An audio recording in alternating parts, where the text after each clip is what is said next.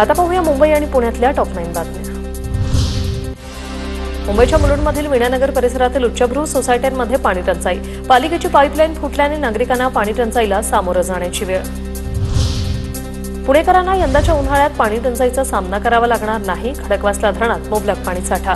मात्र उन्हाचा तडाखा वाढल्याने शहरात 10% अतिरिक्त पाण्याची गरज। पाणी जपून वापरण्याचं महापालिकेचं आवाहन।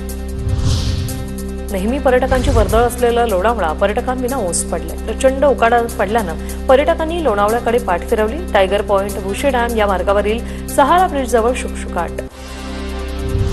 पुण्यात पार्किंगमध्ये ठेवलेल्या फर्निचरवरून महिलांमध्ये हाणामारी। सिंहगड परिसरातील सोसायटीतला प्रकार। सिंहगड पोलीस ठाण्यात दोघांविरोधात गुन्हा दाखल। बोरिवली चर्चगेट लोकलमधील एसी बंद असल्याने प्रवासी उकाड्याने हैराण। 2 ते 3 वेळा तक्रार करूनही रेल्वेकडून कारवाई नाही। मुंबई विद्यापीठातील विद्यार्थी आणि कर्मचाऱ्यांच्या अडचणींवरून सिनेट सदस्य आक्रमक। विविध मागण्यांसाठी सिनेट सदस्यांचं उद्या आंदोलन। कलिना कॅम्पसमध्ये धरणं आंदोलन करणार।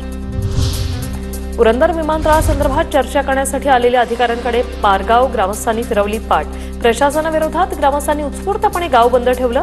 विमानतळ बाधित गावांचा पुरंदर विमानतळाला विरोध कायम। मुंबई पालिका आयुक्त भूषण गगराणींकडून 80% नालेसफाई 31 मे पर्यंत पूर्ण करण्याचे निर्देश। मात्र कंत्राटदाराकडून आतापर्यंत केवळ 12% नालेसफाई। मुंबईसमोर नालेसफाईचं आव्हान।